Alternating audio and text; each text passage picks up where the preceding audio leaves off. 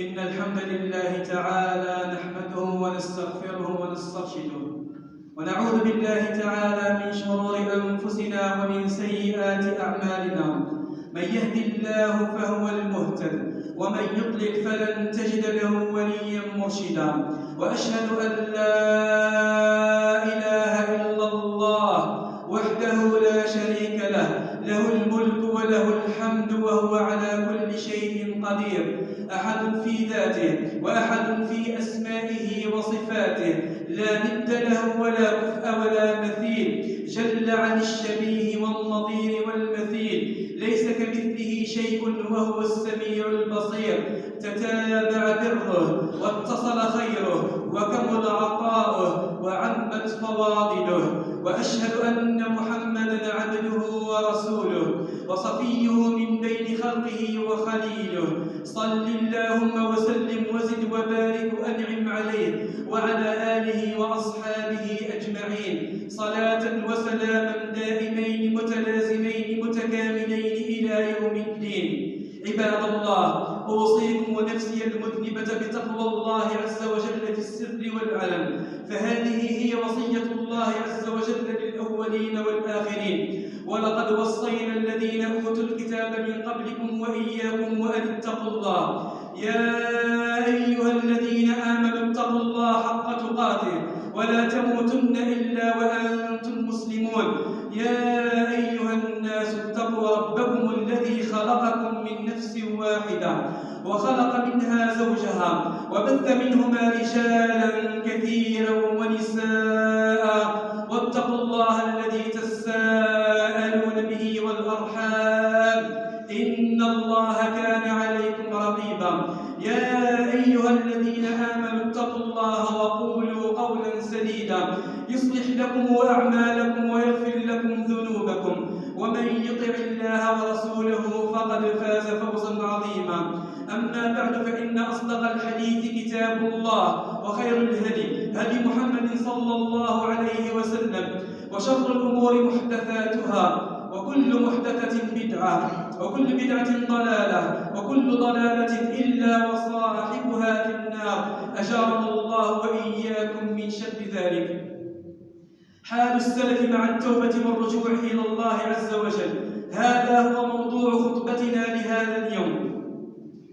فهذه نماذج من توبة بعض السابقين الأولين من صحابة رسول الله صلى الله عليه وسلم، لقول الله عز وجل: وتوبوا إلى الله جميعا أيها المؤمنون لعلكم تفلحون. فهذا أبو هريرة رضي الله عنه، وكلكم تعرفون من يكون أبو هريرة، هو صحابي جليل، وهو صاحب رسول الله صلى الله عليه وسلم، واسمه عبد الرحمن بن صخر، وكان من أكثر الناس حفظا لحديث النبي صلى الله عليه وسلم، ولقب بأبي هريرة لأنه كان يحب القطط. يقول أبو هريرة رضي الله عنه عن نفسه: خرجت ذات ليلة بعدما صليت العشاء مع رسول الله صلى الله عليه وسلم، فإذا أنا بامرأة متنقبة واقفة أي قائمة على الطريق، فقالت: يا أبا هريرة، إني قد ارتكبت ذنبا عظيما، فهل لي من توبة؟ فقلت: وما ذنبك؟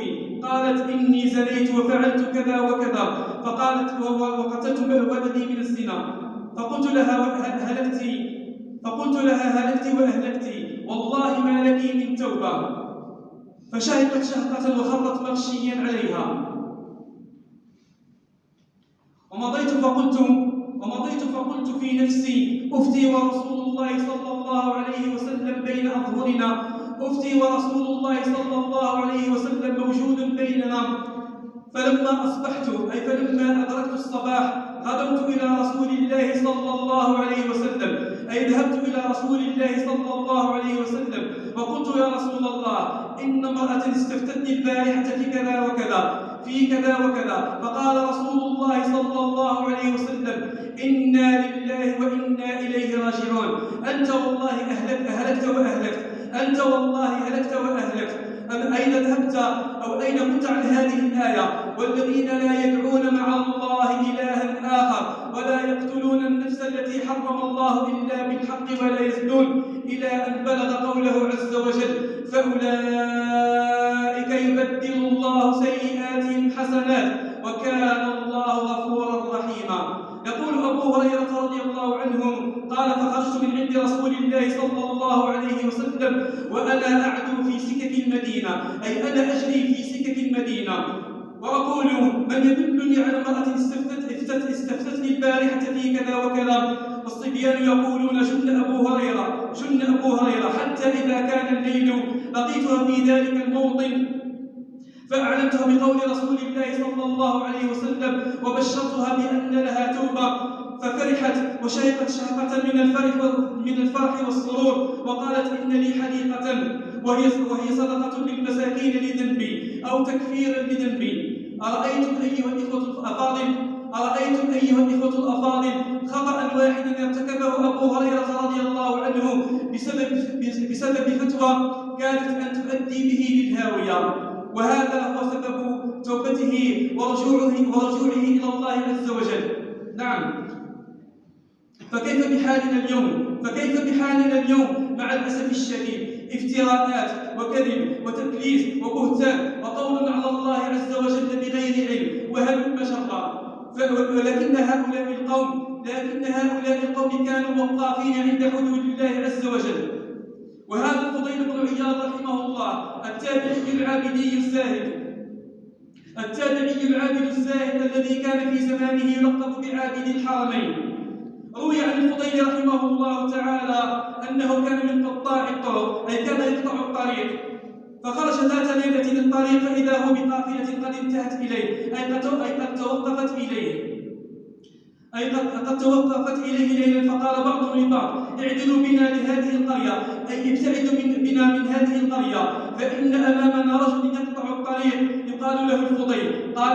فلما سمع الفضيل فارتعد وقال: يا قوم، أنا الفضيل، أي جوزوا تقدموا، والله لأجتهدن أن لا أعصي الله أبدا. فرجع عما عليه من سطو وقطع للطريق.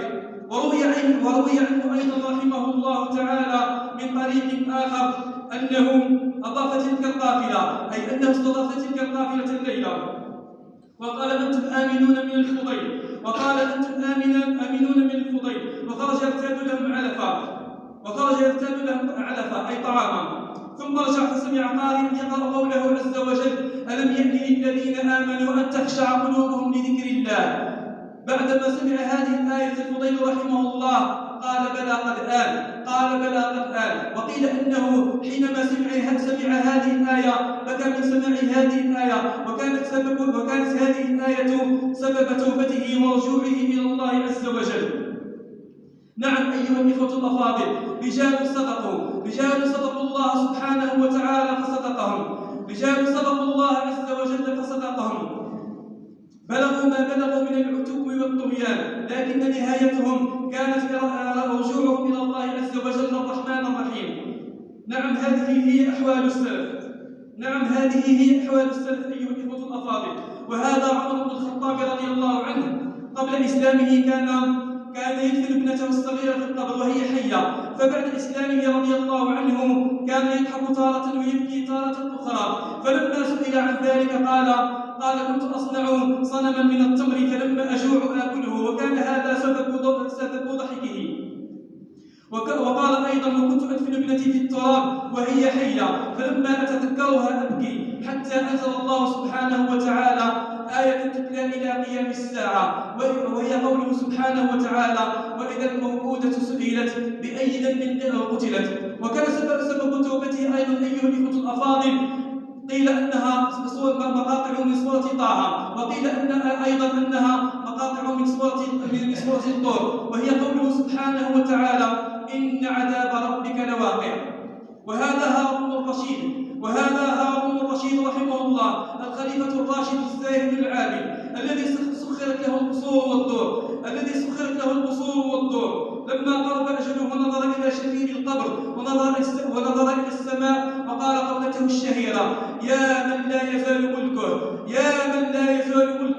ارحم من قد زال ملكه. وتلا قوله عز وجل: قل اللهم مالك الملك تؤتي الملك من تشاء وتنزع الملك ممن تشاء وتعز من تشاء وتذل من تشاء بيدك الخير إنك على كل شيء قدير. فمات بعدها رحمه الله لمثل هذا فأعدوا ولمثل هذا فليعمل العاملون. أقول قولي هذا واستغفر الله لي ولكم. نفعني الله وإياكم بكتابه وجعلني من الذين يستمعون القول فيتبعون أحسنه. أولئك الذين هداهم الله وأولئك هم أولو الألباب.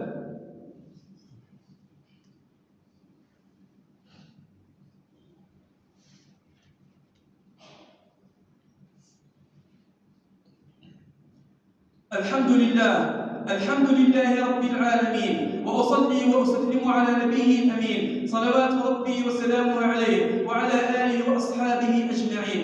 أما بعد، فهذه هي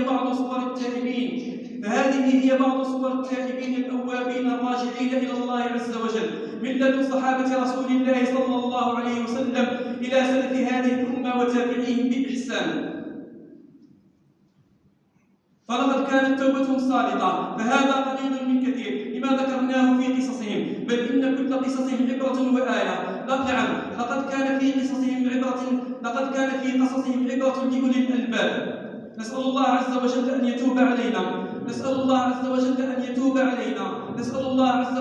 يتوب علينا، نسأل الله سبحانه وتعالى أن يثبتنا بالقول الثابت في الحياة الدنيا وفي الآخرة، نسأل الله سبحانه وتعالى أن يثبتنا في الحياة الدنيا والآخرة، نسأل الله سبحانه وتعالى أن يثبتنا بالقول الثابت في الحياة الدنيا وفي الآخرة. هو ولي ذلك والقادر عليه. نسأل الله سبحانه وتعالى أن يجعلنا من التوابين الأوابين الرجاعين الوقافين عند حدوده. هو ولي ذلك والقادر عليه. اللهم اهدنا فيمن هديت، وعافنا فيمن عافيت، وتولنا فيمن توليت، وبارك اللهم لنا فيما أعطيت، وقنا واصرف عنا برحمتك شر ما قضيت، فإنك تقضي بالحق ولا يقضى عليك، إنه لا يذل من واليت ولا يعز من عاديت، تبارك ربنا وتعاليت. نستغفرك اللهم من جميع الذنوب والخطايا ونتوب إليك. اللهم اقسم لنا من خشيتك ما تحول به بيننا وبين معصيتك، ومن طاعتك ما تبلغنا به جنتك، ومن اليقين ما تهون علينا به مصائب الدنيا. ومتعنا اللهم بأسماعنا وأبصارنا وقواتنا أبدا ما أبقيتنا، واجعله الوارث منا، واجعل ثأرنا على من ظلمنا، ولا تجعل اللهم مصيبتنا في ديننا، ولا تجعل الدنيا هي أكبر همنا ولا مبلغ علمنا ولا إلى النار مصيرنا، ولا تسلط علينا بذنوبنا من لا يخافك فينا ولا يرحمنا. اللهم يا رب انصر إخواننا المستضعفين في سبيلك في كل مكان. اللهم يا رب انصر إخواننا المستضعفين في سبيلك في كل مكان. اللهم انصرهم في غزة وفي فلسطين، اللهم انصرهم في غزة وفي فلسطين. اللهم يا ربنا كن لهم عونا ونصيرا ومؤيدا وظهيرا. اللهم يا ربنا كن لهم عونا ونصيرا ومؤيدا وظهيرا. اللهم يا ربنا كن لهم عونا ونصيرا ومؤيدا وظهيرا. اللهم يا ربنا قد طال بهم ظلم الظالمين، اللهم يا ربنا قد طال بهم ظلم الظالمين. اللهم يا ربنا خذهم أخذ عزيز مقتدر. اللهم أرنا في اليهود يوما أسودا كيوم فرعون وهامان وقارون وجنودهما. اللهم يا ربنا أرنا فيهم يوما أسودا كيوم فرعون وهامان وقارون وأبي بن خلف وجنودهما. اللهم زلزل الأرض من تحت أقدامهم، اللهم زلزل الأرض من تحت أقدامهم، اللهم زلزل الأرض من تحت أقدامهم. اللهم شدد الدماء في عروقهم، اللهم شدد الدماء في عروقهم، اللهم شدد الدماء في عروقهم. اللهم يا ربنا اجعلهم عبرة للناس آية، اللهم اجعلهم للناس عبرة وآية، اللهم اجعلهم للناس عبرة وآية. اللهم لا تحقق لهم غاية، اللهم لا تحقق لهم غاية، اللهم لا تحقق لهم غاية. اللهم يا ربنا تقبل شهداءنا وارحم موتانا واشف مرضانا وداوي جرحانا برحمتك يا ارحم الراحمين يا رب العالمين. اللهم يا ربنا لا تدع لنا في هذا المسجد ولا في هذا المقام الطيب ذنبا الا غفرته، ولا هما الا فرجته، ولا مريضا الا شفيته، ولا ضالا الا هديته، ولا تائبا الا قبلت توبته، ولا مسكينا الا يسرت له امره، ولا عازبا الا زوجته، ولا مريضا الا شفيته، ولا ميتا الا رحمته، ولا حاجه من حوائج الدنيا والآخرة هي لك ولنا فيها صلاح إلا أعنتنا على قضائها ويسترجع برحمتك يا أرحم الراحمين يا حي يا قيوم. عباد الله، اعلموا رحمكم الله أن الله تعالى أمركم بأمر بدأ فيه بنفسه، وثنى بملائكة قدسه، وثلث بالجن المؤمن وإنسه، فقال قولا عظيما: إن الله وملائكته يصلون على النبي يا أيها الذين آمنوا صلوا عليه وسلموا تسليما. اللهم صل وسلم وزد وبارك أنعم على نبينا محمد وعلى آله وأصحابه أجمعين صلاة وسلاما دائمين متلازمين متكاملين إلى يوم الدين. وارض اللهم عن الصحابة أجمعين، وارض اللهم عن الخلفاء الراشدين المهديين أبي بكر وعمر وعثمان وعلي وعن سائر الصحابة أجمعين، وعنا معهم برحمتك يا أرحم الراحمين يا حي يا قيوم يا رب العالمين. عباد الله، إن الله يأمر بالعدل والإحسان وإيتاء ذي القربى وينهى عن الفحشاء والمنكر والبغي يعظكم لعلكم تذكرون.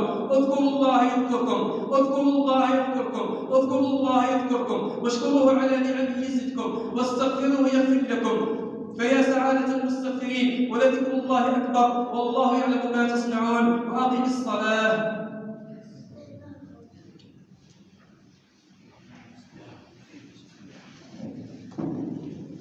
الله أكبر الله أكبر. أشهد أن